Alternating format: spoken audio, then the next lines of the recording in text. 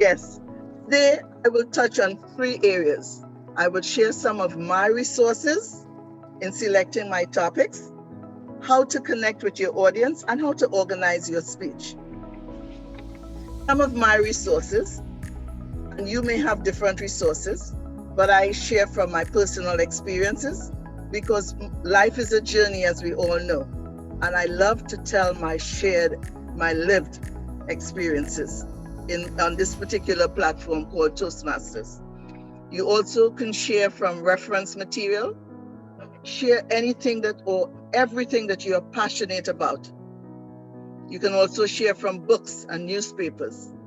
I also find great topics from the Toastmasters website and from the Toastmasters magazine.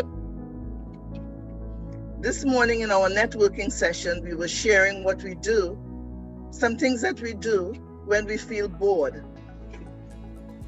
I love reading. At the moment, I'm reading and anything to do with leadership or mentoring, as we heard Maggie talk about mentoring this morning.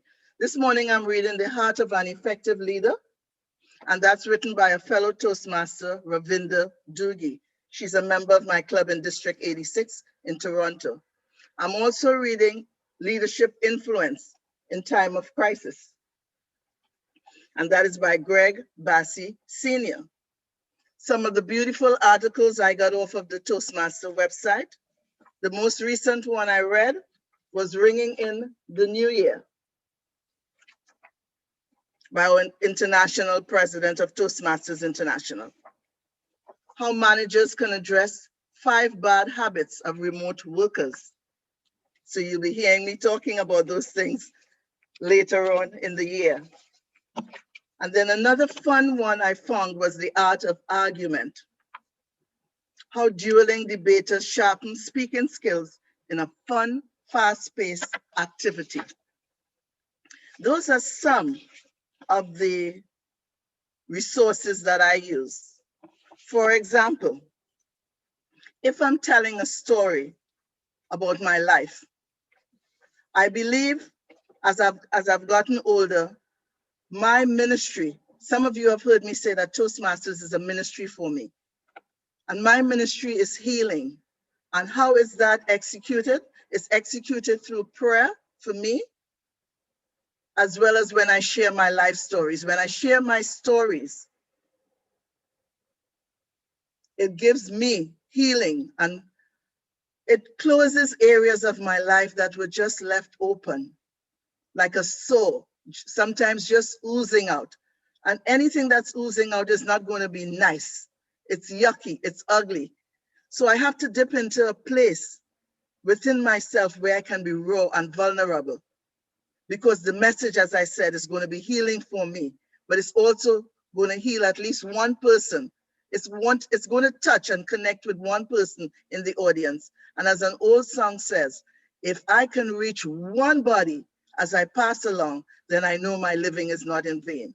So most of my speeches, as I mentioned, would come from my personal experiences, my lived experiences. I share the good, I share the bad, and I share the challenges along the way as well.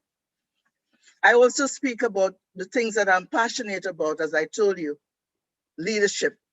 Anything to do with leadership, I'm passionate about that because it helps me to grow into being a better leader. As well as I may say something and it may spark an interest. That beautiful speech that Tony gave this morning, and we also heard from, as a matter of fact, each of our speakers prior to now spoke about leadership in one way or another, whether it was being a mentor or protege. And you saw the chat just lit up because so much of what was being said, we could relate to it. So when that happens, you know right away that you engage in your audience. That's a great way to connect with your audience. In order to connect with your audience, you have to know your audience. For example, if I'm invited to speak to a group of kindergartners, I'm going to ask questions. I have to do my research. I want to know a little bit more about the background, the group that I'll be speaking to. My topic has to be relatable. I cannot go to those kindergartners and speak to them about college life. They can't relate it. They don't care. They have no interest about college. After all, they are babies. So my topic must be relatable to the audience that I'm speaking to. It's important that you do your background work. Whomever invited you, you ask that person questions, but you also do your own research. Maybe I want to show slides. I'll find out, would I have those capabilities? Do you have Wi-Fi? Do I have to come prepared with my own hotspot? So you know the questions you have to ask, depending on where you're going and what your task is.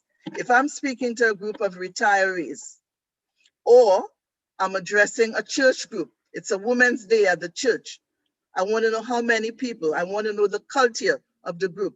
I want to know the age range.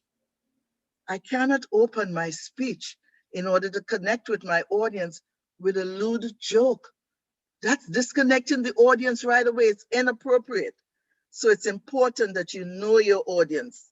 You do your research, you ask questions, and you choose a topic that is relatable.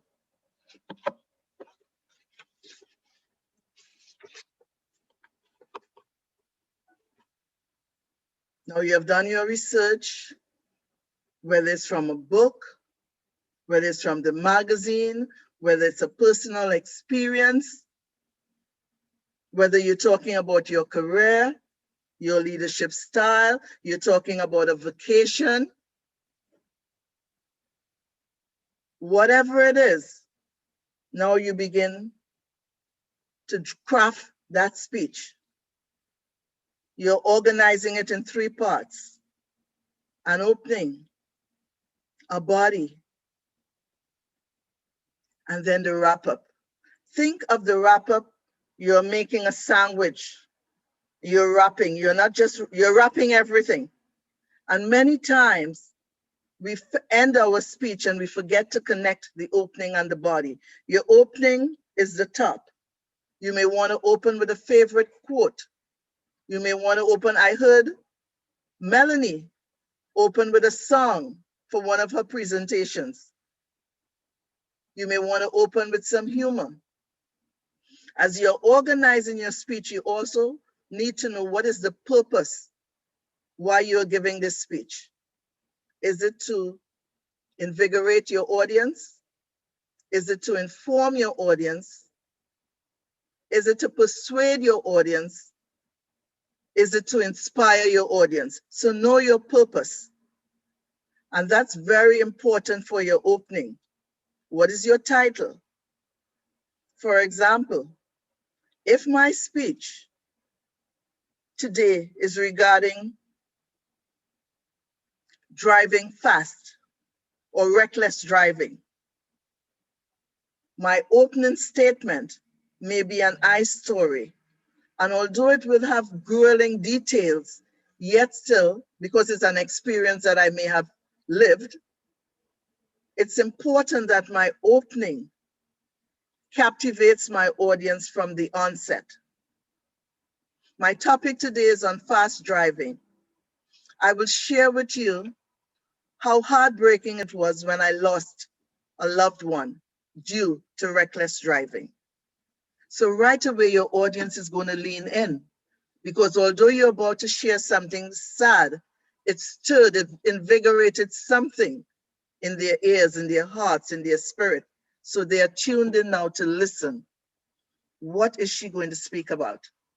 If you're speaking about your career and what you do on a day-to-day basis, I always advise those I'm working with, don't say who you are in the middle. Say it at the beginning. It gives you credibility.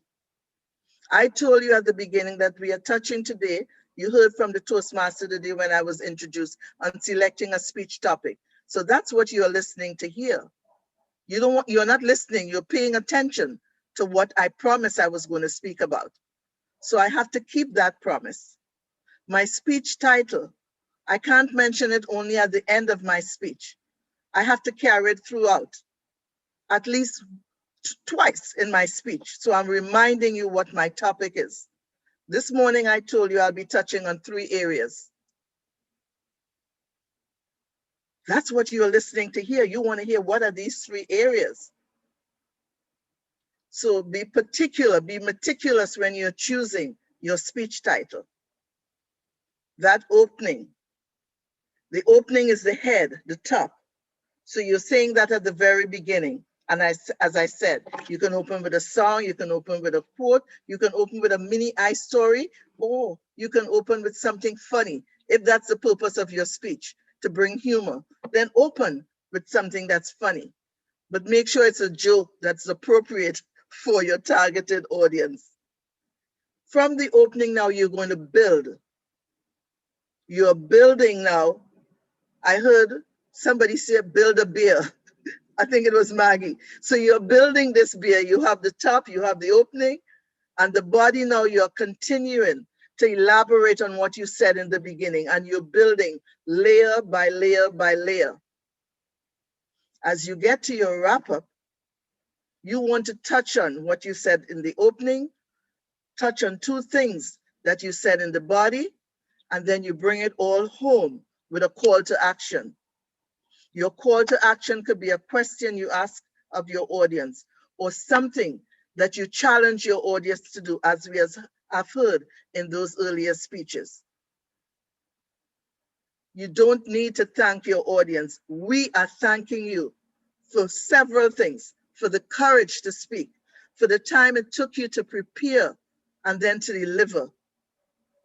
You are delivering your speech. Your audience is engaged based on what you are seeing on your screen. They don't know that right now the River Nile is running down my back. I know that, but you don't know that because you are cued into what I'm saying. And this is what you want, because each of us joined Toastmasters for different reasons. But the commonality is to improve and strengthen our communication skills. I joined because I don't want to just be a good speaker. A good speaker speaks to the mind, and nothing is wrong with that. My style of speaking is to speak to the heart. When you speak to the heart of your audience, you shift from being a good speaker to a great speaker. I would assume that we all want to be great speakers. So be particular when you're choosing your topics. Remember, use all of the resources that are out there. And I only shared some of what I use. You may have other sources, other resources. Some people love nature. You would not find me talking about engineering. That's out of my league, except for the research and planning where I will do some research, but it's not one of my comfortable topics. I like to exude passion. If you can teach me how to speak about engineering and be passionate, then let's talk. So I select, I'm very choosy with my topics. Later in the month, you would hear a topic that says, still in love after 60. Your thoughts will be going in one direction and I'll take you in a totally different direction.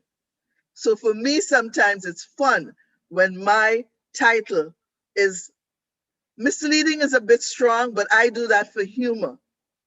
But whatever I tell you the title is, trust me, that's what I'm delivering. So it's important that you don't disconnect your title from your opening, your body, or your wrap-up.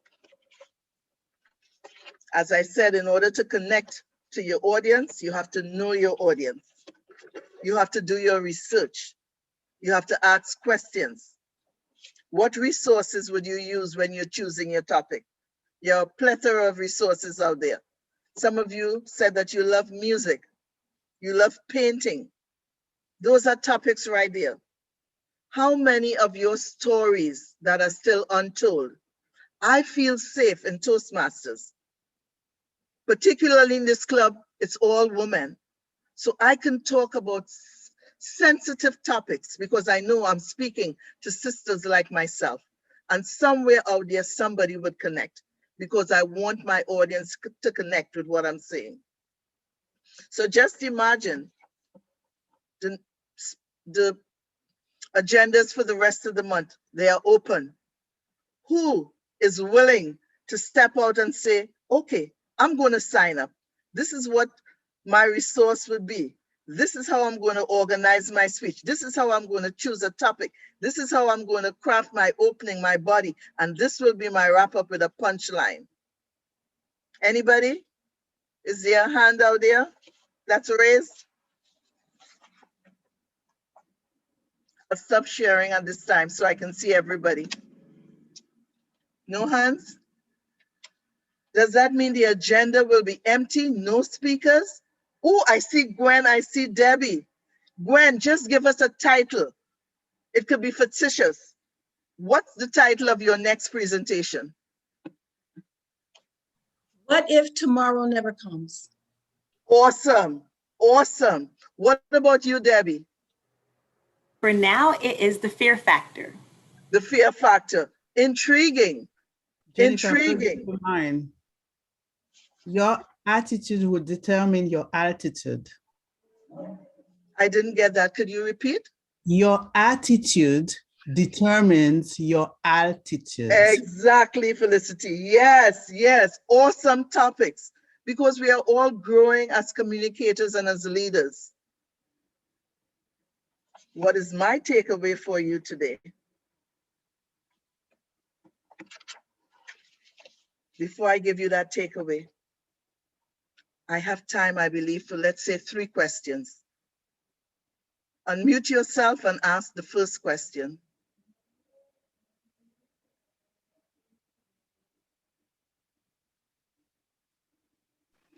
Hi, Ms. Jennifer. This is. Go ahead. Hi, Ms. Jennifer. This is Sonia. On the Toastmasters International website, there was this huge debate about appropriate speech. Someone said that someone in their club gave a speech about a trauma that they felt was inappropriate. And everyone was on the Toastmasters website was stating that if you can't talk about your trauma in Toastmasters, where can you talk about it? So how, if someone were to approach Lisa or Maggie and say, I want to really talk about something that happened in my life that is somewhat traumatic, how do you ask that question, and how do you structure that speech so it's not re-traumatizing you or causing trauma to other people? Because sometimes when you speak about issues going on in your life, it's cathartic, and but you also don't want to traumatize other people. So I guess in my long roundabout question, how do you challenge yourself to talk about challenging topics without upsetting other people? That's a great question, Sonia. My opinion is you have to know your audience. And I had that experience in one particular club. I decided to talk about being in the United States undocumented and immigration surrounding the house. The color that we are seeing of the timing right now, that was the color of 85–90% of the audience. So I realized, and then their body language, because I'm looking, we are face to face. So I realized this was not being received, although it was my personal experience.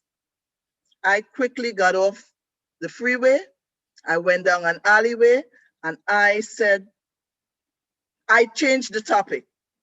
I did not pay attention to the evaluation because I knew that there was no connection with what I started and where I went. But that's my experience. I am an open book. And as I said, my ministry is healing. And my healing comes through my prayers in the prayer ministry, as well as when I give my speeches. So I come raw. But I know my audience.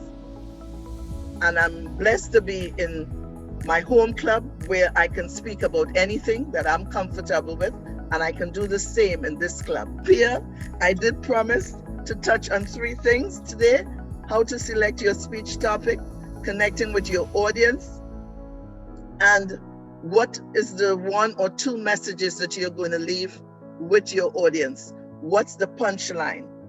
And what I want to ask you is to spend more time in choosing your topic. Put some time into it. Give it some more thought if you were not doing that before. Give it some thought and make sure that you want to present a great speech. It's okay to give a good speech and connect with the audience mind, but let's touch the heart of our audience. And if you can touch one heart in your presentation, you know that your speech was received by one person based on feedback that you will get. I trust that my presentation was invigorating. I relied more on what I have within my head, my heart, and relied less on my notes. So this is what Jennifer gave you. This is how Jennifer selects her speech topic, the resources that she used. And as I said, my favorite resources are my lived experiences and my books.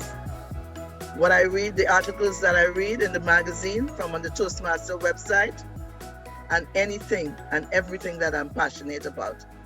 Back to you, Madam Toastmaster.